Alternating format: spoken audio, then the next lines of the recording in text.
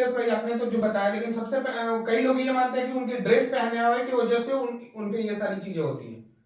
इस पे आप क्या बोलना चाहेंगे? मतलब लड़कियों के ड्रेस पहनने को की वजह से या उनके पहनने को लेकर के ये सारी चीजें होती है। जो बुद्धिजीवी वर्ग इस बात को मानता है, वो बुद्धिजीवी वर्ग मतलब पता नहीं कहां से लोग ग्रेजुएट करके आए हैं, हमको नहीं पता।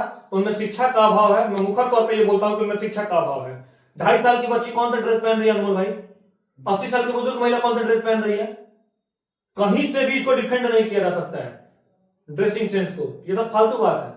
कई लोग तो ये भी बोलते हैं कि रात में मतलब लड़कियां देर रात तक घूमती हैं, उसके लिए भी ये वो चीजें होती है। नहीं, तो मतलब देर रात तक घूमने वाली लड़कियों के साथ होता है, क्या दिन नहीं हो रहा है? 31,000 से ज्यादा केस हो रहा है पर ईयर, तो 31,000 में सारा केस रात को ही हो रहा है, कोई केस दिन में नहीं हो रहा है। ये सारा चोचला अनमोल भाई, ये सारी घटिया बातें जो हम लड़कियों पे हमेशा सवाल उठाते रहे ना, ये समाज हमेशा लड़कियों पे सवाल उठाता रहा है कि कहां गई थी, क्या पहनी थी, इतना रात तक क्यों घूम रही थी।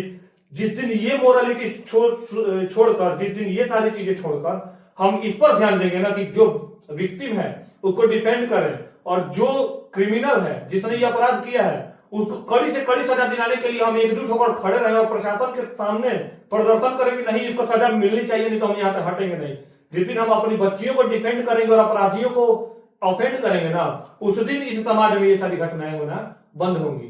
समझ रहे हैं जी? ये लड़कियों को दोष देना एकदम कहीं तो उचित नहीं है। मैं बहुत मुखर रूप से इसका खंडन करता हूँ।